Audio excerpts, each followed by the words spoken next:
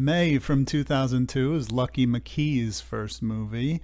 I have become a Lucky McKee fan, and I've talked about The Woman in almost every one of these episodes. I love that movie. I also like All Cheerleaders Die, so I knew I needed to go back and watch May. What's interesting is, as I watched this movie, I realized I may have seen this before, but a long time ago. I have a friend, or I used to have a friend, we're not really in touch anymore. He was a Nora Zehetner fanatic, and we watched Brick together, and he was always watching her movies, and she has a small part in this movie. And I thought, I wonder if I saw this back in those times. But if I did, I didn't remember the ending or a lot of the parts of the movie. So the movie stars Angela Bettis as the title character. She's a social misfit, a very lonely person. She lives alone, and she's like a vet tech, and she is just surrounded by these colorful, funny characters, like one who's played by Anna Faris, who is amazing in this movie and hilarious. And it's a movie about how she just tries to connect with people. And it is a horror movie, but it's more kind of like a fairy tale, as a lot of people commented in various places that I saw. So I did like this movie a lot. Angela Bettis just knocks it out of the park, and I continue to seek out other Lucky McKee movies because I really liked this one. Next, we have The Age of Adeline, which I had really high hopes for because this comes recommended from people who also like About Time. It is kind of a light science fiction romance, and I like Blake Lively a lot, so why not check it out? This is about a woman who gets into an accident where she ends up being struck by lightning, and it causes her to stop aging. And this happens back in, I believe, the 20s, so she doesn't grow old. So she's Blake Lively forever. Blake Lively at that age forever. And there's a funny part in the trailer that is also in the movie where she gets pulled over, and it says here you're supposed to be 45 years old, and there's some funny parts to it.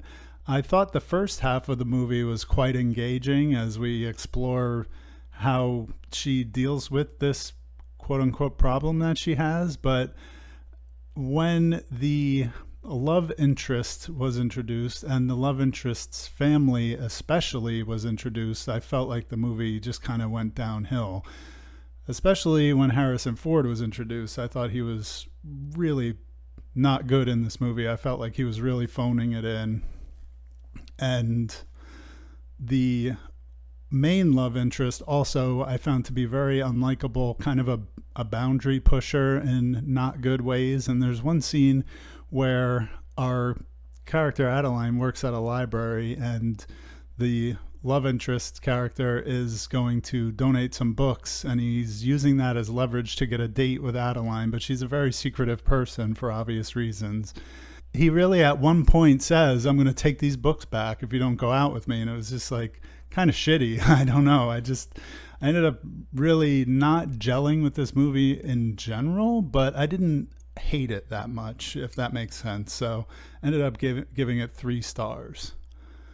Next, we have To the Devil, a Daughter, a movie that is infamous for 2 reasons. The first being the satanic Muppet fetus thing that crawls into Natasha Kinski, and also the fact that Natasha Kinski was 14 years old when this movie was shot, and there are some nude scenes with her in them.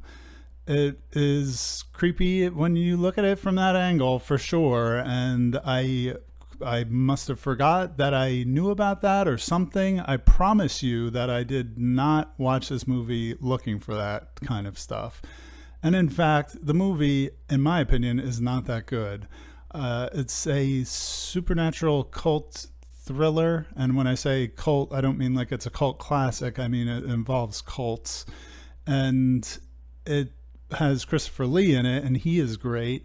But the whole movie is kind of just a chase, like they're trying to just get to her and get her back to into the cult, and Richard Widmark plays a character who's trying to keep her away from the cult, and he is terrible in this movie. So there's a lot of things not to like about it, and not the least of which is a young actress being put in a very uncomfortable situation that didn't need to be done to make the movie any better. So pivoting to a much better movie, in my opinion, is Love is the Drug. This is a little bit of a rare gem that I got from Mr. Cooper, and this is my weekly reminder to go follow Mr. Cooper on Twitter. He posts a lot of great stuff, recommends a lot of great movies. If you DM him, he's very friendly. I consider him a buddy of mine at this point. This is a movie about a kind of socialite group of kids in LA who are rich and empty, and they do drugs, and it's that kind of vibe.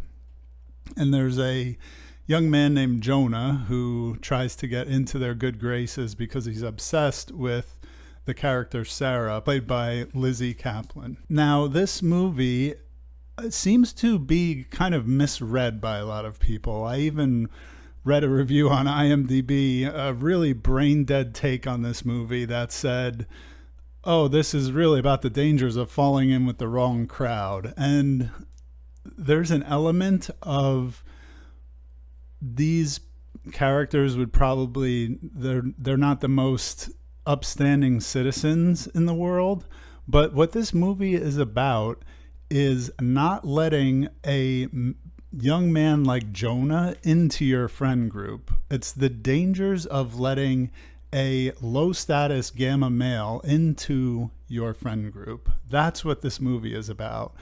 And as it transitions from a fish out of water or the nerd trying to get with the cool kids kind of movie into a dark noir thriller, it just ramps up and gets better and better.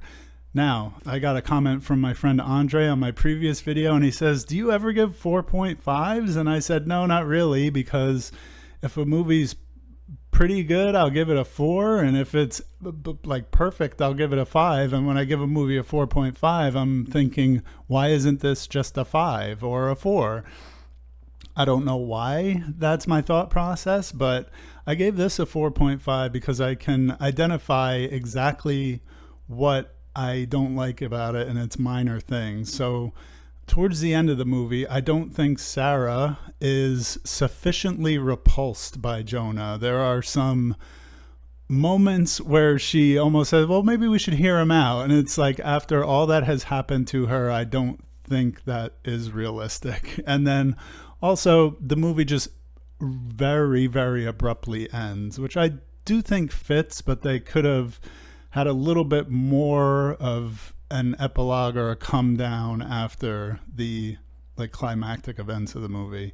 Having said all that, I really, really love this movie. I thought it was great. Next, we have Novitiate. This is a drama about nuns in the 60s who would rather be lesbian lovers than nuns. So I probably shouldn't have watched this movie knowing that I wouldn't like it that much, but I really wanted to see it because Margaret Qualley is in it and Chelsea Lopez is in it. Chelsea Lopez is an actress who I really like. She's got a lot of smaller parts in smaller movies, and she has a kind of small part in this movie, but this is a much more mainstream movie, so I wanted to see her in it. It also stars Melissa Leo as the over-the-top cruel Mother Superior, and there are so many unintentionally funny moments in this movie involving her. I love Melissa Leo, but she was just way too over the top. I get that she was supposed to be overbearing and militant and strict with the young up-and-coming nuns, but it was just ridiculous. And overall, the movie, which is 2 hours long, I found to be excruciatingly slow and boring. So I'm sorry to say, wasn't a fan of this one. Next, we have Abandon. Now, we've seen The Abandoned with Louisa Krause. We've seen Abandoned with Emma Roberts. And we've had bad luck so far with movies that have abandon or abandoned in the title. So when I saw this movie at Goodwill, I knew I had to pick it up and give it a shot. So Abandon is a kind of thriller with Katie Holmes, who plays a character named Katie. And she is a college student who is a very intelligent, like high achiever type of person. And she has abandonment issues, and her boyfriend goes missing, and there's a cop played by Benjamin Bratt who's trying to figure out what happened to the missing boyfriend. He comes into Katie's orbit, and kind of the mystery goes from there. It's funny because when I was watching this movie, I thought, this movie is not great, but it's a solid 3, and I'm not going to let, if the rating is higher on Letterboxd, I'm not going to let that raise my rating. But this movie is not very highly rated. People really don't like it. I think it has a 2.4 on Letterboxd. When I logged in, I stuck with my 3 because I did like that there was a lot of truth to this movie about basically abandonment issues is the central theme. But some of the performances, like Charlie Hunnam is in this in an early role in his career, and I really don't think he was cast well for this part. I think somebody else could have been a more charismatic, kind of artistic, eccentric character like he was supposed to be. However, on the other hand, Zooey Deschanel is in this, which I didn't realize until I was watching it, and Melanie Linsky is also in it, and she has a really cool kind of awkward, eccentric character that she actually plays well. So I enjoyed this film, but I can acknowledge that it is majorly flawed, and I can see why it has a 2.4, although I thought that was pretty harsh. And lastly, this morning, I have another 4.5. I watched this movie, In Your Wildest Dreams, which is a flick that I picked up on VHS at Goodwill. And I thought, as I was watching it, I thought, oh man, I hope I can find clips of this. And how am I going to recommend this? Nobody's going to be able to find it.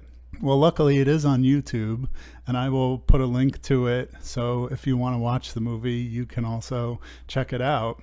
But this is a family film. It's not overly Christian. In fact, Christianity, God, Jesus, none of that is even mentioned. Characters don't pray. It's not really that kind of movie. It's just a story where people try to do the right thing, and there are lessons taught as the movie goes on. And I found the characters to be very endearing. I found the plot to be very engaging. The characters were great. The way they interact, the whole movie was really good. And again, this is one because it's nice, and when you look back at it, it could be viewed as a little bit corny.